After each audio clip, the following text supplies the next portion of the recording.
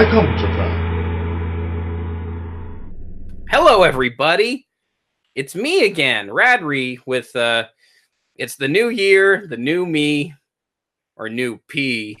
I don't know. We've been watching too much Eric Andre. There's an Eric Andre episode where he says, Season 3, new year, new P. Anyway, enough with being 5 years old. I'll get on with the show! The show.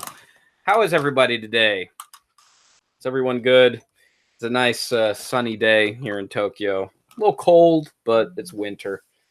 The problem with winter in Japan is that you can't really escape it because there is no insulation unless you live in places like Akita or Hokkaido, where it's a bit easier to, insulate yourself and stay warm.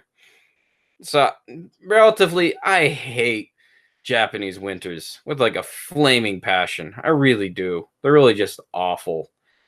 Let's shout out some people in the chat. Hi, Simon Nochanama. Hi, Yuno. How are you today? So, what we all came here for, y'all, it's just me. There's nobody else here. I'm not sure why I'm speaking in third person. So, 2019, the new me, and what's that look like? Well, I've made a list of what everything is going to be for this new channel because I want to make new plans, new priorities, new things. You know, what people should expect to see for this YouTube thing that I make here. So I've made a few things. Goal number 1. I made a whole list here. You can see in this book. Goal number 1. One vlog every week. I'm going to try to vlog every single week. You know, because, personally, I've said this hundreds of times that I don't really like vlogging. I don't like making video blogs because I find it kind of, there's not much rewards in it. I saw this tweet the other day that said, if you're making something, and let's pretend that, likes and follows or retweets or subscribers, if you could not see any of that, if that didn't exist, would you still be making content on the internet? And I really had to think about that, because sometimes a lot of the time you judge, whether something is good based upon the numbers of that said video or episode of whatever it is you're making. And sometimes it really affects your dopamine. You get a big dopamine kick if I just saw like 10,000 views on one video and just all positive likes or something, right? So I was thinking about that. I thought really hard about that. And, it's true. I mean, I really do enjoy making this podcast. Let me put it this way. It's kind of more of a personal journey for me because I get to meet new people and discuss things that I want to talk about, and I can record it in the process. But it's just sort of like, what is this that you're watching, or what other people are watching? You're just watching a conversation between two dudes talking through screens, or maybe two dudes and a chick, or a chick and a dude or whatever. So the big problem here is that, it's not accessible for everyone. I'm not going to always have guests that everybody's going to want to see. It's not like I could be funny. I could be deep. I could be philosophic. I can be lots of things. But, I guess the big thing is that, having big name guests, and I don't always want to have big name guests. I always like the little people. I always feel like there's not enough time dedicated to littler channels. Like, everybody wants to watch the big people, and I'm kind of guilty of this myself. I don't really watch any smaller YouTubers, mostly because I don't know. Think about independent movies or independent music or whatever. Why is it that we don't really watch or listen to something that's too new? Mostly because like young writers, like let's say big name writers like Kurt Vonnegut or something, a lot of them are only really famous because of the classic literature they've written, right? And a lot of the times we don't read any of their earlier books or see, like, let's say Tarantino's first movie, which doesn't even exist really. A lot of that is like, we don't, a lot of it's not very good. It's quite awful. And so sometimes having to sit through and having to listen or read about any of the older stuff that people have done, it's just like, man, you probably can't really put into context of like how bad it was, so therefore, like, when you watch newer channels or newer people, it's very hard to like kind of relate to them, like, that's kind of amateur, it's kind of shitty, but at the same time I like shitty movies. So I mean, like, I like stuff like, well, then again, I've never actually made it through Tommy Wiseau's The Room. I can never make it through that show or movie. But anyway, basically, yeah, so that's kind of the idea, is that, you want to have to grow a smaller channel. And this is a very small channel. Nobody really, I'm not, because I was checking, like, you check the numbers on everything, and, and it's not big numbers. It's not crazy numbers. Like, you go over to, like, PewDiePie versus the T-Series live stream that's, like, constantly going, because, YouTuber, I guess I should set this up. I'm sure by this point, if you're watching YouTube, you don't know who PewDiePie is, or the whole battle between T-Series. What are you doing here? What are you doing in your life? Well, it's not that fucking important, actually, because I still meet people every now and then that, that tell me, well, who's PewDiePie? What's that? What's this all about?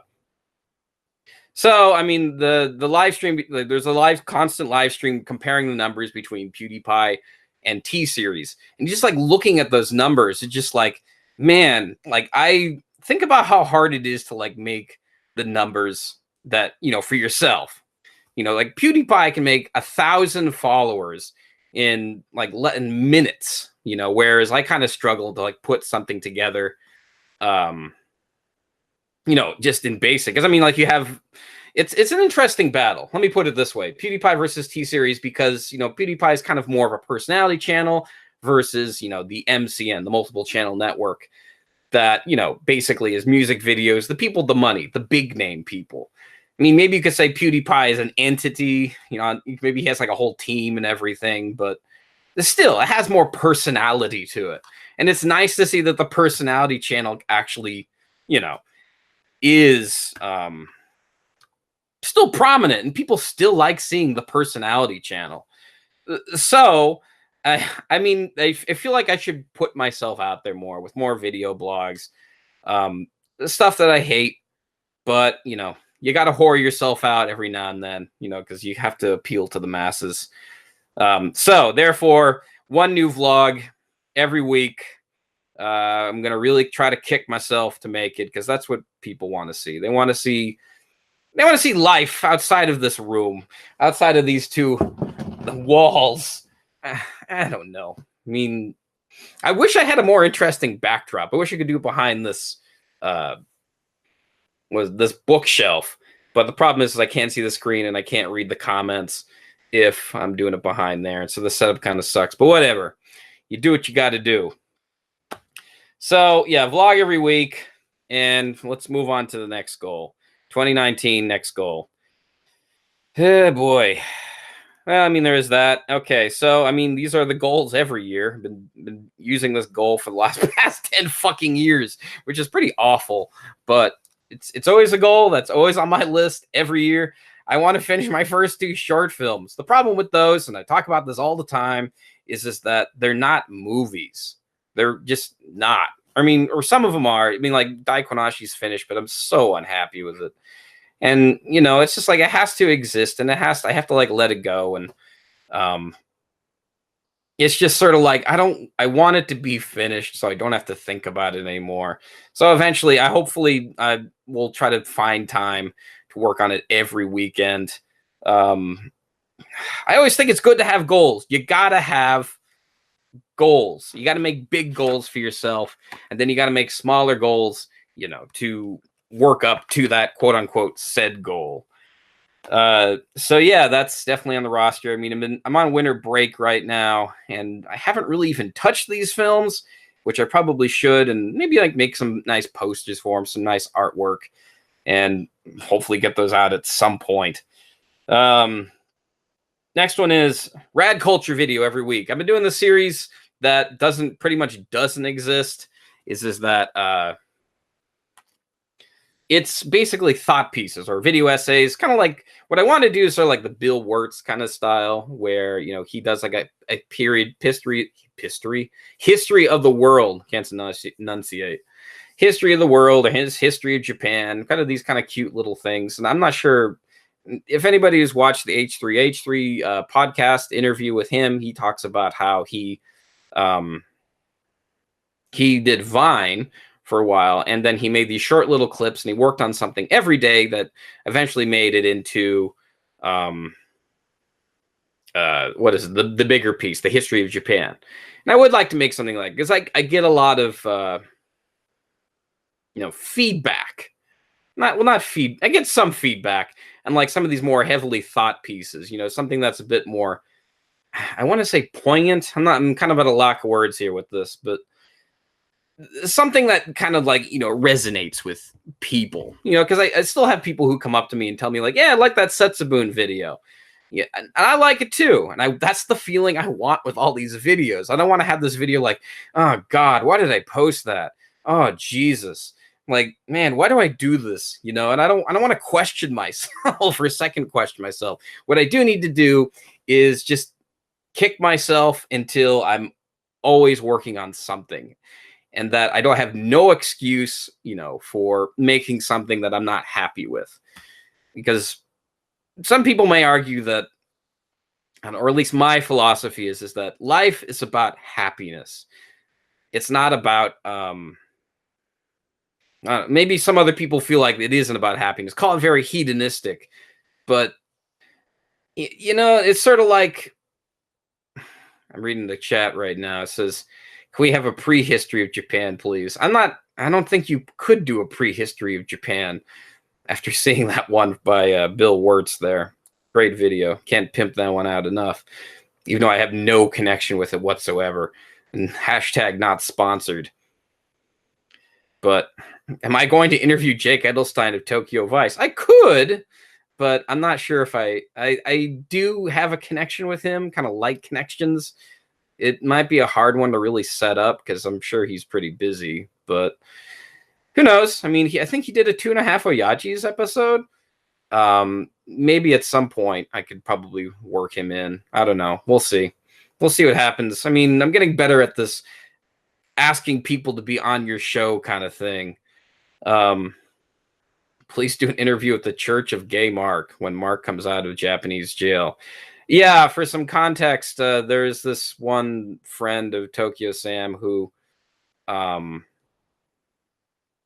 what is it? He was framed, I guess, and somebody sent like drugs to his house, and he was put in Japanese prison, which really sucks. I mean, especially I'm not sure how things work here in Japan, but I'm sure once you go to prison, that's it. You're done.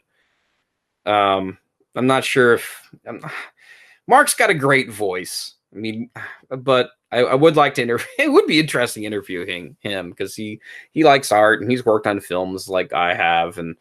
But anyway, back to the point. Happiness. Not the film by Todd Solondz, mind you. I know they're mentioning this in the chat.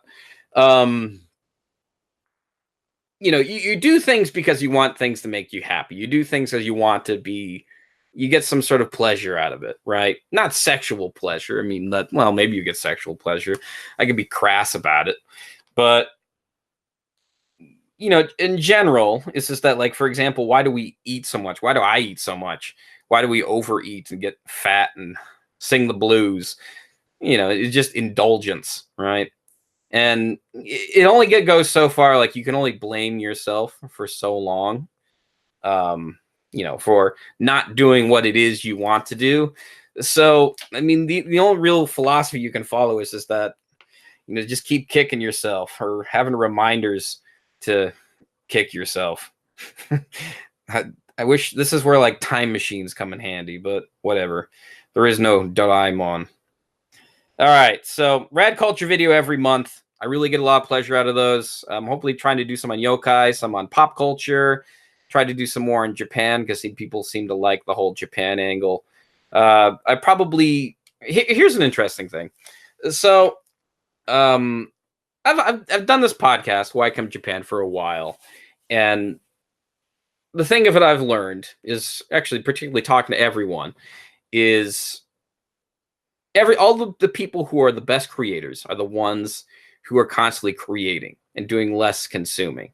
Whereas I think it's important to consume because you kind of have to understand what it is people are watching or what you feel like, what you enjoy about something. Because sometimes people kind of get lost about what it is they want to do for a YouTube video. Like they're not really sure what it is they want for themselves. Like they say, oh, I'll follow Abroad in Japan, or I'll follow Rachel and June, or any of these big name people. And it is very helpful to follow big name people, because when you follow big name people, you get an idea of what audiences generally want in the zeitgeist of life. Because everybody wants sort of the same thing. Well, not always the same thing. It's like back to like brand recognition. Everybody recognizes brands. It's sort of like, for example, one of the previous guests on the show, Chris Carlier, who he does this little comic strip called littleinjapan.com. Go check it out if you haven't seen it already, or go listen to that episode. He also has a very popular Twitter handle called Mondo Mascots, where he goes around and he takes pictures of mascots in Japan. So he's anyway, but the point I'm trying to make is when I went to his comic book convention. There was, many people who had their comics on display, and it seemed like the most popular one there was Bart Kira, was what is a collaboration, or what's it, a pastiche? What do you call that? Not an homage, because an homage is like when you do something in the style of it, or maybe it's an homage. I think it's a pastiche. Pastiche is more like you using a piece of it. So, yeah, so it's a pastiche of both The Simpsons and Akira. Everybody was going to it, right? That's what everybody wants to go to. They want to go to see something that they recognize. They recognize Akira and they recognize The Simpsons. The perfect combination. So, therefore, having to take like popular brands or popular types of videos does really help, and helps get your name out there. Because I'm not really doing this quote unquote for fame, or some people always kind of have this idea that you do things based upon like numbers or whatever. And I mean, yeah, sure, I love the numbers like everybody else does. Like the Instagram followers or the Instagram likes or whatever. And it kind of gets to this point where you kind of start out and you do something and you don't really have an idea of what it is at the beginning. You just kind of did it. So kind of like the same reason why, this question of this podcast, why come Japan? Why do people hate that question? Number one is because, nobody, because maybe sometimes you don't know why exactly you came to Japan. It just seemed like a good idea at the time. And, there's just like, let's just say you really like Dragon Ball Z and you just hopped on a plane, heading over, I didn't give it that much thought. And then maybe you think like, why did I stay in Japan? I've been in Japan for 20 years. Oh my God. And I knocked up 5 girls. What happened? So, yeah, a point is that sometimes you don't really know what it is you set out to do something when you first start it. So therefore it's often good to make a big goal so you can like reach to it, to see kind of have this self-fulfillment. And I guess the big goal, and something I've been talking about in the show for quite some time, is to make my own Netflix series. I don't know what it is. I don't know what it's about, but I want it to be accessible for both Japanese audience and an American audience, or not just American, I guess European as well. But another thing that's very easier said than done, because how many shows or movies can you think of? I mean, there are some that are popular with both a Western audience and an Eastern audience. Not easily done. I mean, the big thing here in Japan is that the only way to get attention, like with Japanese people with like Western goods, is like if it's introduced on television, or if it has lots of money behind it, like it's Disney, whatever. Like I remember Star Wars. Nobody cared about Star Wars before Disney bought it. When Disney bought it, it just completely changed. Everybody was, everybody like say, oh, I'm a big Star Wars fan, and oh, I'm a big Marvel fan, right? Like, what are you talking about? But I don't know. It's just it feels wrong. I mean, I watch these Marvel movies and these Star Wars movies like everyone else, but it feels like I don't know. It feels like it should be. I can't. I'm gonna lack of words here today, but it feels like it should have some more meaning to it. Like there's not enough meaning to it. Sacred Hotwash in the chat says your your Netflix series should be about your story.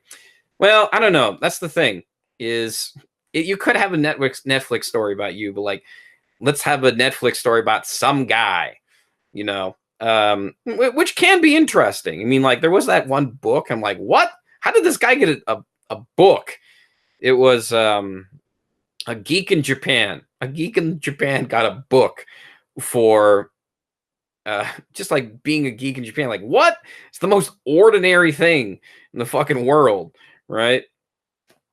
But he got a book deal out of it. I think he still makes stuff. I don't know. I mean, the thing about like one of the reasons why okay, let me put it this way. Going back to like one of my main goals, the vlog every week. One of the things about life in general or movies in general and like vlogs, especially like if you watch one of the big name people like Logan Paul or PewDiePie or something, it's not like this, you know, it's not raw, it's not uncut, it's not unedited. Something like they do camera zoom in, they do the color, they do the big crashing sound and the big booms and everything, right? And it's fun to watch, I'm not gonna lie. You know, Logan Paul's, I mean, say what you want about him, his videos are fun to watch. Like they're very well edited, very well put together. And the thing about life is, or the thing about not a lot about life, the thing about movies, like what Alfred Hitchcock says, is movies are about life, but all the boring parts cut out. I mean, sometimes you don't really know what it is that makes your life interesting, quote unquote. Because, you know, there's like these little small things, like maybe let's say you go to the Konbini and like convenience store here in Japan, and you have a hilarious conversation with some random guy who's looking at yogurt labels and can't decide which yogurt to eat. That's cute, right? Sometimes you don't know like what cute things in your life are worth filming or what other people might like to see. And sometimes you know, but I mean, there are these little things like, man, I wish I pulled out my camera. Or other times it's like, Jesus, I don't want to pull up my camera. I don't want to give out the angles. I don't want to make sure the lighting's good. I just want to fucking talk, you know? and that stuff happens, right? So, but I realize this is that the vlog thing is really important because people like to see visuals, you know, because the whole thing about here on YouTube, this show's a podcast where it's just me talking to a camera. But the thing about YouTube in particular, what I've learned is that people want to see things, you know, they don't want to just sit down and listen to a talking head. This isn't 2009 anymore or 2010 back when I just did that. I mean, yeah, sure. Sometimes it can be fun to like look at a screen where you're seeing somebody talking and it feels like it's a very vicarious experience where you feel like you're in the room with them. Right. And it feels good. Like it feels like you're having a real conversation and you can connect with the person. Like maybe if you're connecting with me, if me blabbing here has some sort of connection with people. But yeah, the whole visual thing is very important. People remember things better in visuals. Like I can't remember what it was. It was like Nerd Writer made a video about he made a video about how 70% of people in general are visual learners. You know, we learn things visually by looking at pictures. So I definitely get that. I mean, like I teach students all the time, and you know, I mean, I have like if I draw some like shitty picture on the board, it really captures their attention. I don't know what it is. It's a shitty picture, but I guess people like shitty pictures because it's a visual, you know. So that's one thing. Let's see. Next goal. Next goal is more videos with Kiki, my girlfriend. She's currently at work right now, which is actually kind of hard because she's not really interested in YouTube. I mean, she doesn't have like the motivation to be a part of the YouTube community or understand what it is to be a quote unquote YouTuber. So, and sometimes she doesn't really care because she's very apathetic. Because sometimes you'll see her in my videos and she doesn't mind being on camera. Because sometimes we just take videos of random pieces of life. And, you know, I'll try to incorporate her in the video. Because, like, you know, just doing a couple of trendy videos. Like, it's like, this is how my girlfriend puts on her makeup. Or my girlfriend, we try Japanese or Chinese snacks. You know, shit like that. So it's just sort of like, I don't know. I mean, I guess I'll just try to like some of those trends because they're quote unquote vlogs, and it's especially today. It's so hard to stay relevant. It really is. Because I mean, there's so much shit competing for your eyeballs. Because the big because the thing is that YouTube a couple of years ago, like it was such a novel thing. Nobody really cared. But now, like the big name people, the big money, they're like saying, "Well, we got to take all those views because there's money to be made there, son. You gotta get it away from the YouTube, from the PewDiePie kids." But they're not so successful. That I don't know. I guess what's a good example? Like Netflix has moved more on the computers, and we're spending more time at our computer. We're not going outside as much as we used to, which is funny because we go to YouTube to watch people who are outside, which is odd. So I'll try to incorporate Kiki as much as I can because I know that she's a female and the internet loves females. Or because I think most of my audience is male and probably horny. And I don't know. I mean, I'm not saying I want you to fuck my girlfriend. I'm not saying that. But I'm just saying people like to see beauty. You know, maybe it's something they can't have. I don't know. I don't want to go too deep into this. This is gonna like make my head hurt. All right. So next goal. Yeah, so this one's obvious. Go outside and take more videos. Of course, because people want to see Japan. They don't want to see some guy who claims to be in Japan, you know, who's sitting behind two collapsible walls right here. Oh, cat's out of the bag. Or maybe I should do what Simon Ochanama does in the chat and have a show where it's all just a green screen. And pretend I'm anywhere. I could be in a jungle. I could be in I could be at your mom's house. I could be anywhere you want, you know? But I don't know. I mean, I'll try to switch it up a bit here. Maybe I need to have a paradigm shift, as they say, to because often they say like when moving furniture, it helps you kind of like rethink your life in a way. So maybe I might move things around here so it's a bit more visually stimulating. Because, you know, just sometimes you often see some YouTubers who stand behind books. You're like, oh, they must be smart, you know, bullshit like that. Like, or maybe have lots. I like, TQ Sam had a video where he was in front of a bunch of screens going on. And I kind of like that. It's kind of like, it kind of represents like you're this master controller. And that's a very interesting backdrop. And stuff like that. Yeah, so whenever I do, what's funny is the goal is go outside more, but I'm talking about being inside. Going outside, I put down a list of a couple of places to go to, kind of like places that always come up, and like things you should do, or places I should be, or so places I've written about, places to vlog about. Design Fest. I've never been to Design Fest here in Japan. Some people say it's like, it's not so good anymore. I don't know. I want to catch it firsthand, see what it really is about.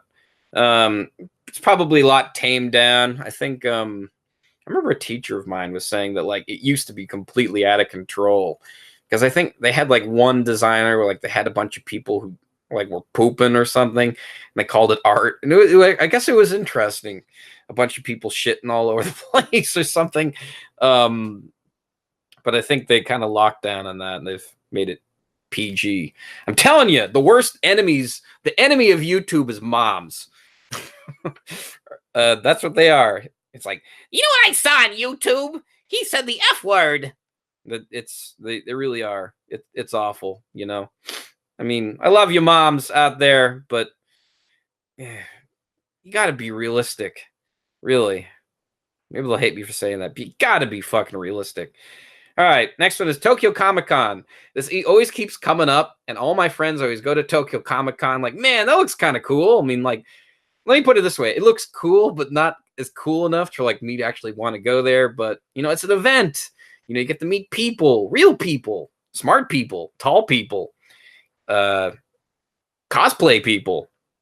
So that's definitely a thing.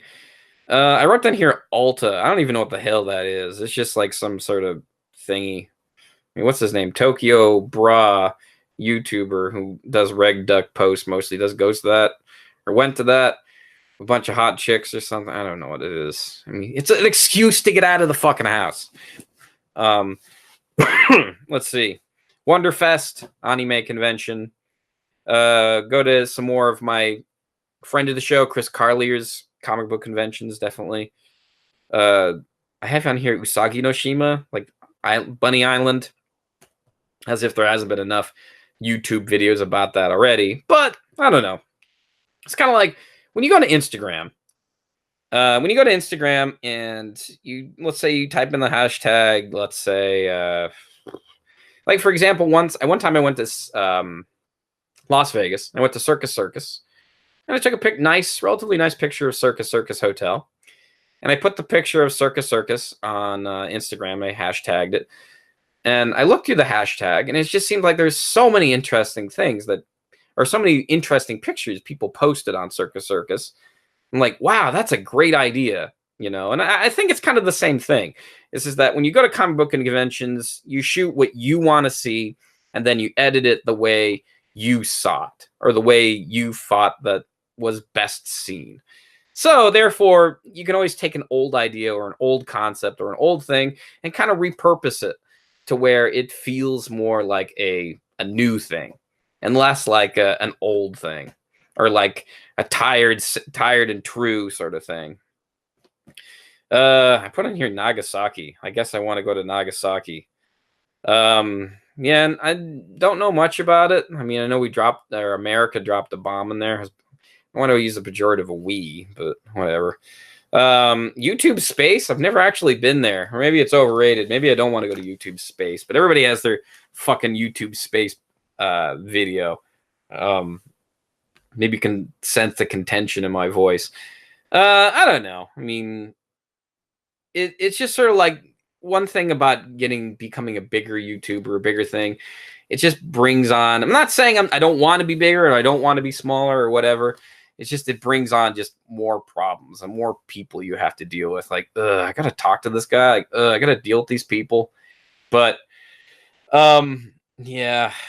But I mean, I would like to see the space. I would like to know some more people and higher ups and having to deal with annoying personalities because I don't know. I guess we need more enemies in my life. Enemies can be fun. Next goal. Start production on my film HIV 48. The script isn't exactly isn't as good as I want it to be, but it's a very easy movie to shoot the way I've written it. I don't know. I just need a book of time and some actors and the space to get it done. Because I don't know. I was watching you watch a bunch of famous filmmakers, and I mean, maybe it's weird or it's pathetic, maybe, to compare yourself to like bigger name people because you're nowhere near their experience or their level. But that being said, I do want to. I mean, I do love watching them. So I'm going to talk about two famous filmmakers. One is Stanley Kubrick, and the other one is David Lynch. They both made movies. And often the time when they made movies, they just kept filming. And you know, as pedantic as what's his name, Stanley Kubrick was, there was times he had no idea what he was shooting or what he was making. Like there's a funny scene in the Shining documentary where it's Jack Nicholson's just like, we just make this shit up as we go along, you know. So I think I guess I have to just say fuck it and just go with it, despite if it turns into shit. So, but I mean, same thing goes with David Lynch, is that he does it the same way. Like sometimes he just does what he feels is right for the scene. So it might be, even though like there's kind of plot holes and there's gaping problems in the script, this maybe just run with it. Because sometimes the problem is that you need to be able to. I mean, especially considering my, I'm gonna have to be communicating what it is I want to Japanese actors and a crew. It's often hard to even just communicate, even if it's in English. It's pretty hard to communicate what it is you exactly want. Like sometimes you watch some directors, particularly like David Lynch, who has a lot of trouble. If you ever, there's a book written by David Foster Wallace, a collection of short essays called "A Supposed Funny Thing I'll Never Do Again." And in that story, he talks about how David Lynch has like the worst vocabulary in the world. Like something like he says things like, "Oh golly," and "more wind, do it better, do it harder," like the worst fucking vocabulary ever. So I think just I'm not sure. It's just it. I have gathered a lot from reading a lot of books, because the biggest thing about why I haven't really made any movies is like sometimes like to minimize the amount of oh shit experiences. My uncle used to say that all the time, minimizing the amount of oh shit experiences, and that's partially why I haven't made anything. Because when you're filming a film, when you're making a movie, you never know what's gonna happen. There's so many variables, so many things change. So, and it seems like everybody I talk to, everybody I meet, they always seem to say, be prepared as you possibly can be. And another problem with myself is that sometimes I'm kind of lazy. And so you're like, I'm going to go back to my comfort zone because, yeah, I don't want to be fucked again. Feeling the fucked thing is not fun. I don't like the fucked feeling. That's, I don't know, but I guess that's life. You got to feel fucked every now and then. 2019, ladies and gentlemen. All right. 2 more goals here, and then we'll call it a day. Next goal is finish the Galapagos Syndrome, or Mascot from the Galapagos Islands. Another script I'm working on. Sometimes you just get ideas, randomly, and that's one of these ideas. I'm not going to go into this too much because I kind of want to keep it a secret. So that's that script. And then finally, the last thing for this podcast is I'm starting a new podcast. That's right. It's going to be called the Radrey Podcast. I'm working on the art as we speak, or a friend of mine's working on the art as we speak. Gonna make something for what is it? Yeah, no, I'm going to. It's going to be okay. Fuck, I'm having a brain fart here. All right. It's the Radrey Podcast is going to be a podcast I'm going to do probably every Wednesday, because basically there are things I really want to talk about and I want to put out there in the world. And it has nothing to do with Japan, or it has something to do with Japan, but it's not an interview, because like Why Come Japan is always an interview kind of thing, because if you ever meet foreigners in Japan or meet people in Japan, that question always comes up and you always learn things, and I kind of wanted that to be a podcast, and that's where the kind of creation of the idea. But at the same time, I kind of want to keep that structure. I like the structure of the show and I want to really deviate from it, but often sometimes when I do deviate from it, I get guests that say like, wait a minute, isn't the show about Japan? And that's why I'm just going to make the quote unquote Radrey Podcast. So it's like, if I have guests I want to continue to talk to in my free time or whatever, talk to about a quote unquote question, now I can with the Radrey Podcast. So I have a few ideas lined up for the new podcast, which I'm going to try to record every Wednesday. So that'd be the Why Come Japan show is going to be on Fridays, and vlogs whenever I can get them up that week. Not sure. I don't have really set. Maybe I should do Thursday or something. I don't know. So yeah, the Radrey Podcast, going to talk about like a few ideas I have right now. I can probably talk about is like what's one of them? Oh, I was going to talk about my favorite podcasts, why things like Airbnb and Uber suck in Japan, or why they've been canceled in Japan, or how to make a movie in Japan, just kind of random ideas. Because I've been listening to a bunch of other podcasts like the Broad in Japan podcast and Tokyo Lenses podcast about how it's just basically them just kind of speaking their mind and how they just randomly talk about things, and it can be fun. I mean, I don't listen to all of them.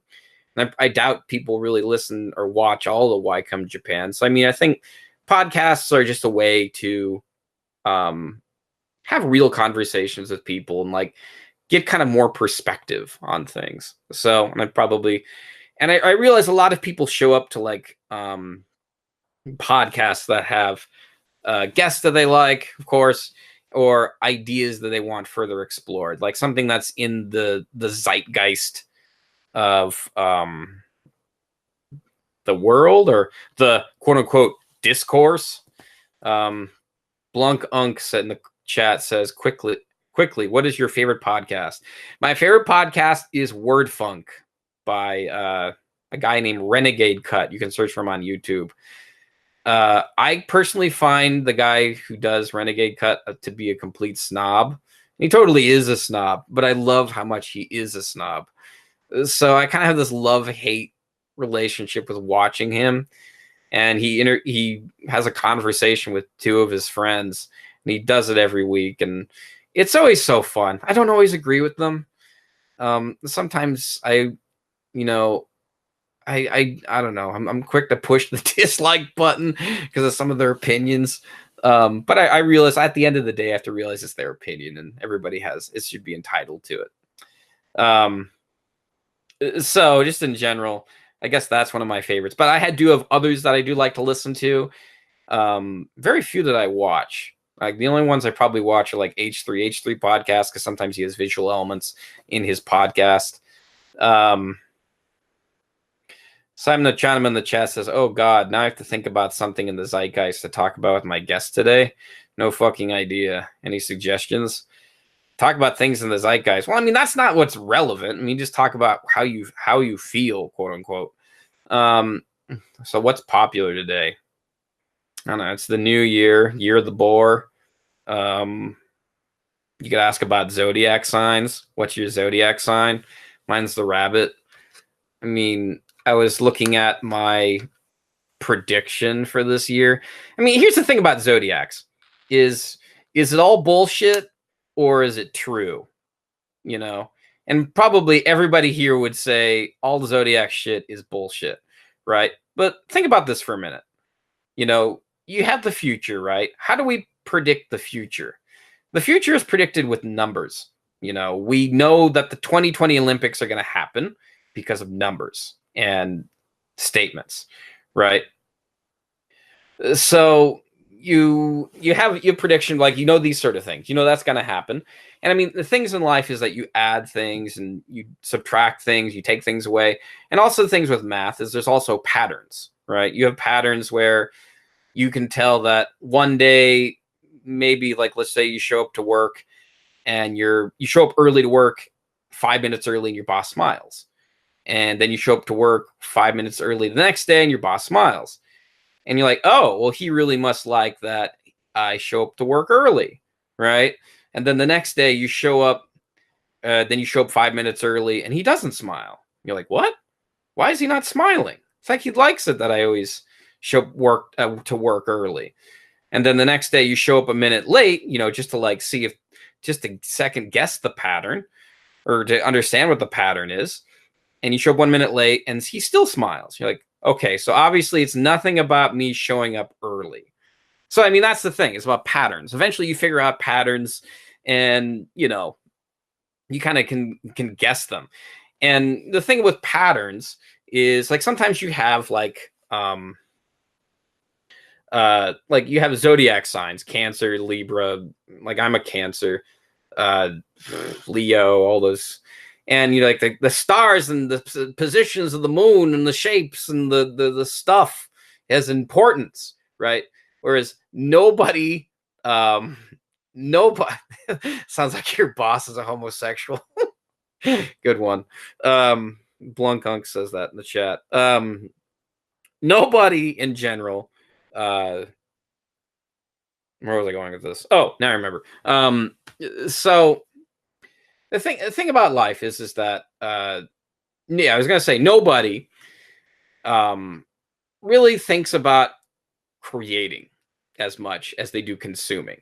Because it's consuming is a much easier thing to do, right? It's because I have a bunch of students who I take care of every now and then, and we talk about movies, we talk about video games, whatever, right? Let's say what's really popular in Japan, or what's recently been popular, that "Come On Baby America" song. It's like my students can't, whatever is popular in Japan is like if your kid can't shut up about it. So that "Come On Baby America" song was so popular, and sometimes I talk about like how, like what is it that made that song popular? Like, who's the song by? How was it created? None of them are interested in that. They just want to hear the song and sing it again because it's great to sing, you know. And it's just sort of like, or like I talk about video games, right? I talk about Pokemon. I'm like, oh, did you know that Pokemon was created by Satoshi Jiri and he was really into collecting bugs? And like, I don't give a shit. I just like playing the game and collecting think cool stuff. Like, I don't want to hear about how it was made. I don't want to care about the history, right? And so it's like, or for example, I tell my students, okay, write a story that's similar to Pokemon. Like, I don't want to do that shit. You're like, come on, man. It's like, you love Pokemon. Write something that's similar. And it's just like, it's a Herculean effort for them. So my point is that sometimes it's like people love consuming. They love consuming. They hate creating. It's sort of like, hey, I made takoyaki today. Who wants to help me make takoyaki? Who wants to help me eat takoyaki? It's like, hey, who wants to make spaghetti? Who wants to eat the spaghetti? Nobody wants to fucking, it's hard to create because it takes work, takes practice, takes a vision, quote unquote. Anyway, it's getting back to how this relates to math and numbers in the future and zodiacs. So the thing about all of it is that how numbers kind of relate to this is, okay, so for example, like if you're a Cancer, and like for me, I was born in July, probably there's a good chance that, you'll spend more time living outside. You will be outside more versus if you were born in December, you probably stay indoors rather than, staying outdoors. So your life would change a bit. Because, I mean, if you think about it, most riots in the world, it always happens when it's hot out. Weather really affects people. It really does, Whereas, like, the safest place in the world, like, what is it, Norway or something, it's cold. Nobody wants to go outside. So it probably really affects you, the weather. And generally, because most people in the northern hemisphere, they all kind of experience weather, and probably the person who made the zodiacs were from the northern hemisphere. I'm not sure how it is for people in the southern hemisphere, like Australia or live zodiacs killers sun confirmed. What are you talking about? Oh, because I'm talking about the zodiacs. I don't think they ever caught that guy, did they? The Zodiac killer. So I think that's why zodiacs are important, because there is some math to it, because it has a lot to do with weather. And how this goes back to creating and consuming, there is a connection, there is a bridge. I'm getting to something here. There is a point to all this. That we think of things in math, and things happen sort of for a reason because of math. I guess what in philosophy you call the self-determinism, or not self-determinism, hard determinism, excuse me. The hard determinism that kind of, that predicts the quote unquote future through patterns and math and all that stuff. And so how this goes back to creating is, sometimes you have, it's, actually, I'm having trouble making the connection. I was thinking about this earlier today, but I guess the only point is that it's easier to consume and it's hard to create. It's like why create something when you can just watch it on YouTube? Such a downer ending. I shouldn't say this. Live. Frankly, Riley, I'm surprised you have time to stream this. I shouldn't you be lying on a couch watching a mid Saturday TV nursing your busted liver like all the other salary men? I could. I feel like it's good to put projections out there. I mean, yeah, sure. Some people say that it's often bad to like put your ideas out there because that means it's half done. Like you're just saying something like, I predict that I will do this, but I feel like if I put myself out there, I'm making a statement saying that, people will watch it and, they feel like they're a part of something, watching something like this. So that's it. That's all my updates for 2019. Hopefully soon the new podcast will be up and a new vlog will be up. I have a new vlog should be coming out soon on the new Japanese house that my girlfriend's mom just bought that I guess I live at. I don't know. I'm still going to be living here. Still doing the sofa show, as Simon Nochanama in the chat says. Yeah. And I am the Zodiac Killer.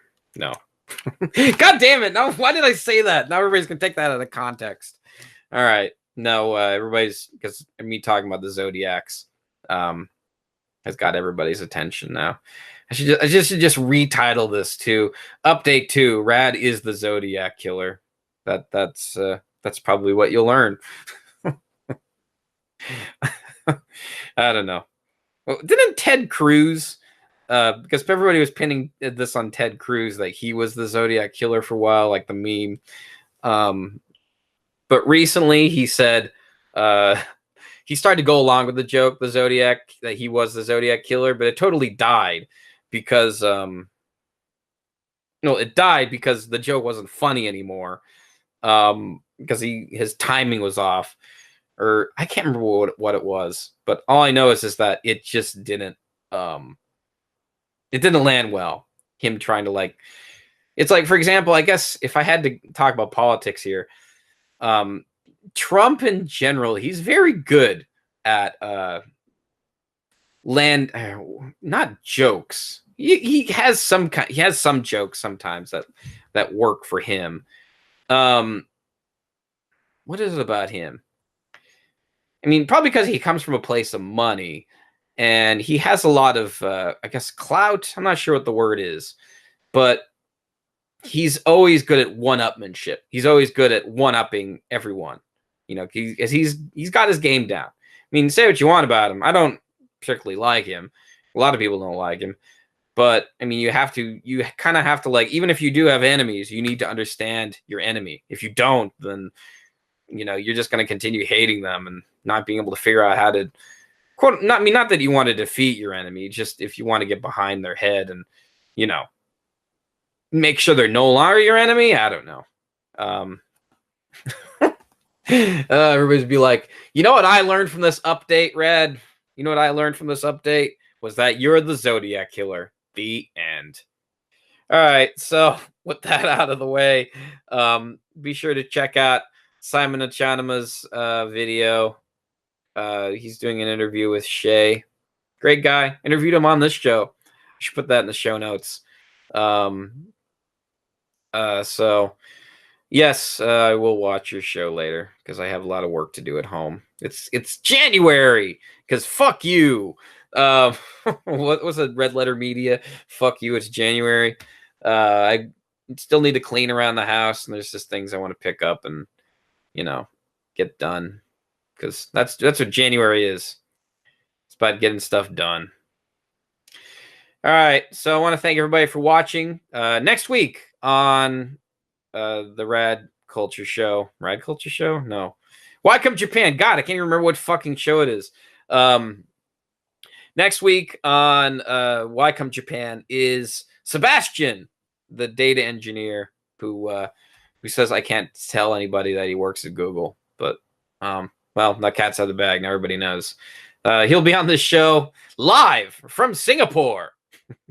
And we'll talk about data stuff and YouTube and Japan, because he's half Japanese, even though he could probably, like me, nobody can really tell that I'm a quarter Japanese.